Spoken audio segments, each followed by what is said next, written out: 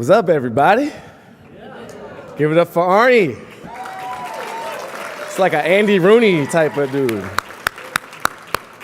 It's my new road partner, my sidekick. You know, I usually say with pride and excitement that Barack Obama did actually say to me, "You're someone I need to know." But after hearing Glenn Greenwald talk, it's like, how much do you want to know? Under what circumstances? Will my lawyer be present? I want to thank you all for extending a repeat invitation to me. I actually am now proud to say my name is Baratunde Thurston, and I am a card-carrying member of the American Civil Liberties Union. So thank you for inspiring me to do the obvious. I lived in Boston for 12 years. I learned to drive in Boston, which means I am a threat everywhere else that I drive, and I dominate the roadways in a very selfish fashion. Boston's an amazing city. It's the only city I know that is so effectively able to conceal its black population. I mean, you really do such an amazing job. I lived here 5 years before I saw another black person. I was like, what is going on? It's like the Underground Railroad is still active up here. Freedom Trail means something special in Boston. It goes straight to Mattapan. It's like, what is happening in the Commonwealth? I'm just happy to be here, like not just with you guys for this great celebration, 91 years, but to be here post-rapture, guys. We're here. Some of us are queer, but we're here. That's the important thing. The rapture was supposed to happen. This is an obscure reference to an obscure document that a number of people believe certain things about, which says that Jesus will come back one day and rapture his church, which means he will disappear all of the true believers, the real Christians, not Episcopals. You don't count. Catholics don't count. You have to be actually crazy. So you disappear, however, you leave behind the clothes that you're wearing, the jewelry, the dental fillings, the pacemakers, obviously, and accompanying you on this swift twinkling of an eye ride to heaven are children under age 12 because they're innocent, the unborn because they're innocent, and the dead bodies of those who were saved before they died. So in essence, this is the worst party invite ever. Populated by toothless, evangelizing assholes, fetuses, and corpses. And these are the winners. There's a popular book series that this whole past weekend reminded me of. It's called Left Behind. It's supposed to make those of us who remain post-rapture feel bad because we are left behind. I feel good if it actually happened, because we'd be left alone. And that's something I look forward to. Speaking of being left alone, Donald Trump has decided to leave us alone. And I think that's a good thing. I think that's a good thing. Donald Trump said he is the least racist person there is.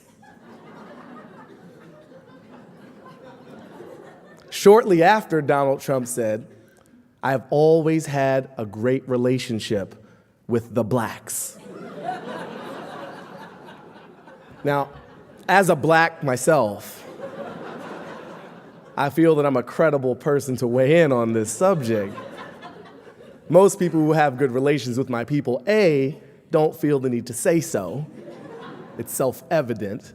B, don't call us the blacks. It's kind of a rule of thumb. It's not hard and fast, but as a general rule, that's not the label we'd prefer. Now, I was only able to make sense of Mr. Trump's statements in light of the fact that everything Mr. Trump says is technically bullshit. It's true. The man is prone to massive amounts of exaggeration. He says he's worth $8 billion. The truth lay somewhere between 1 and 2. He says his Las Vegas hotels are doing tremendously well. The truth is he has no Las Vegas hotels. He gets paid a licensing fee for the use of the Trump name on someone else's Las Vegas hotel. So when Mr. Trump says he's always had a great relationship with the blacks, The truth probably is that he's never been punched in the face by a black person. Yet.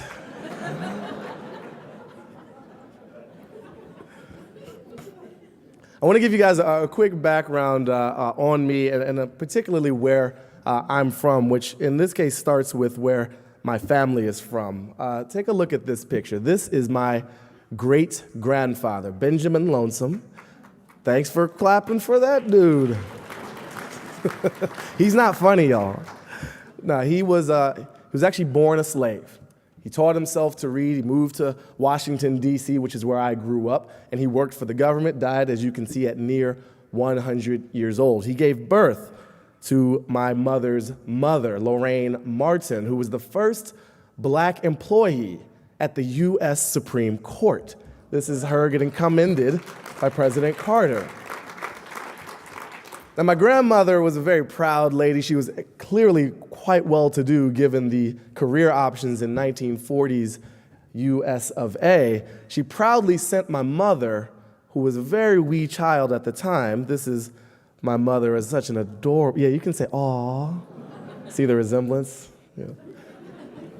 She sent her to boarding school at like 9 years old up in Cornwall, Pennsylvania. Nothing but white people and trees. It was a very foreign environment for my mother coming out of the city.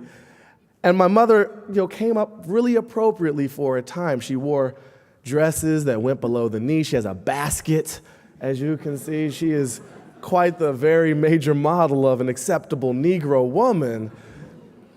And then she started hanging out with dudes that look like this. I kid you not, that dude's name is El Dorado. And he is the coolest person you have never had the chance to meet. Look at the pants alone. I love this guy. So my mom starts circulating with dudes like this, hanging out with Nigerians and Eritreans and Ethiopians and black nationalists, and pretty soon she's engaged in activities like this. Walking down 16th Street outside of what is now Malcolm X Park, protesting imperialism, but making sure to mug the camera when she does so. Because the revolution will be sexy and photographed. So I have some of what we are all here to celebrate in my family history, as do most people at their core when they think about it. Now, I happen to work for an amazing media organization, The Onion. And I want to kind of talk briefly from, this proud organization's perspective, where we see civil liberties, where we see the ACLU, where we see America to some degree. First, you have to understand our history. The Onion was actually established in 1756. It was then called the Mercantile Onion. It was founded by a German tuber farmer named Friedrich Zwiebel. These were the only two words of English that he knew, so that's what the meaning was there. Here is a copy. We actually found our issue from 1783. We go way back. We've been around for most major events. And we used to do a weekly feature called Benjamin Franklin's Inventions This Week. In this particular week, Benjamin Franklin invented the manual vaginal penetration stick, which proved quite popular in the 18th century. Math, which still is useful today. And the US patent, which he then patented. Sort of a self-referential genius circle there. So we were around in this really dark moment. Earthquake marks least gay day in San Francisco history. That was